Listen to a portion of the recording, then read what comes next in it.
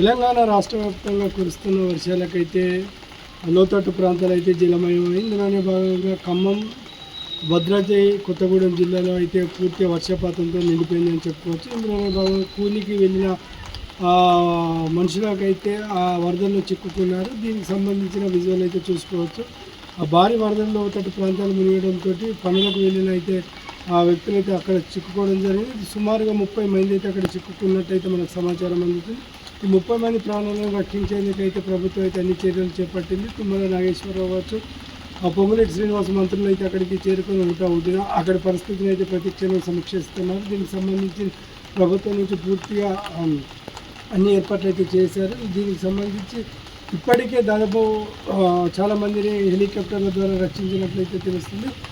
గతంలో కూడా ఈ భద్రాద్రి కొత్తగూడెం గోదావరి ఉప్పొంగడంతో చాలా జనాలు కొట్టుకుపోయిన పరిస్థితి మనం చూసాం. మరొకసారి అయితే ఇక్కడ పరిస్థితి చాలా ఇబ్బందికరంగా ఉన్న పరిస్థితి అయితే కనబడుతుంది. రాత్రి గత ఎడతెరిపి లేకుండా కురుస్తున్న 3 రోజుల వర్షాలకైతే దాదాపుగా ఈ లోతట్టు ప్రాంతాలు అయితే గోదావరి ఉధృతంగా పొంగడంతో అయితే వర్షపాతానికి అయితే వర్షపాతం పెరగడంతో అయితే వాగులు వంకలు ఉప్పొంగుతున్నాయి. అయితే కూలి పనులకు వెళ్ళిన ఖమ్మం జిల్లా వాసులకైతే చేదు అనుభవం ఎదురైంది. అయితే తక్కువ వరద ఉన్న ప్రాంతంలో అయితే కూలి పనులకు వెళ్ళడంతో ఒకసారి వర్షం ఎక్కువ కావడంతో వరద ఉధృతి పెరగడంతో అయితే ఇక్కడైతే బాగా వర్షపాతం నమోదైనట్టయితే తెలుస్తుంది. అయితే ఇక్కడ చిక్కుకున్న వారైతే హుటాహుటిన బయటకు తరలించేందుకైతే హెలికాప్టర్లు రక్షిస్తున్నారు.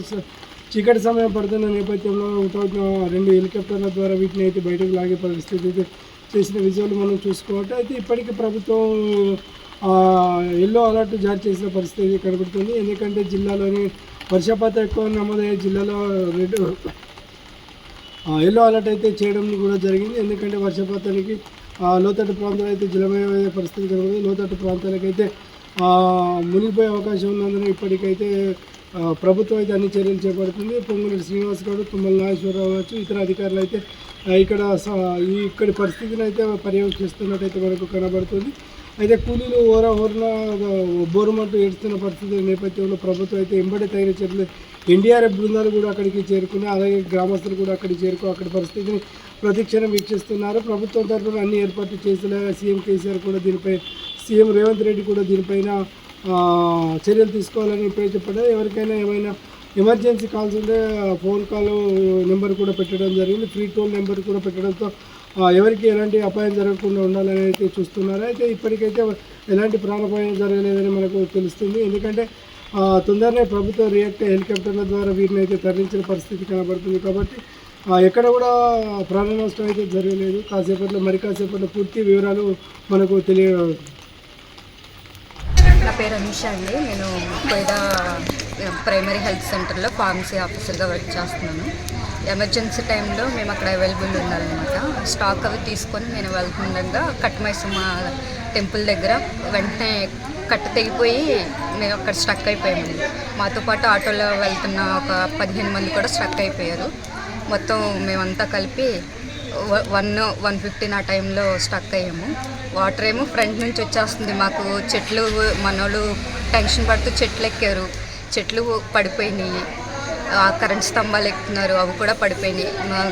కంటిన్యూగా అసలు మాకు సేఫ్ సైడ్ అనేది అక్కడ లేదనమాట రోడ్డు మీద. ఇంకా వెంటనే మేము హైయర్ అఫీషియల్స్కి ఇన్ఫామ్ చేశానండి. నేను ఏపీ వాళ్ళకి, కలెక్టర్ గారికి, మా హస్బెండ్కి ఇలా చేస్తే అక్కడ కలెక్టర్ గారు ఇక్కడ తెలంగాణ కలెక్టర్ గారితో మాట్లాడి చాపర్ అది అరేంజ్ చేశారండి.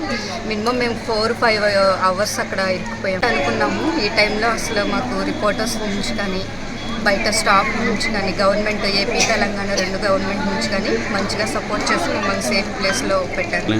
చాపర్లో తీసుకొచ్చాము. 15 మంది వచ్చాము. అక్కడున్న వాటికైతే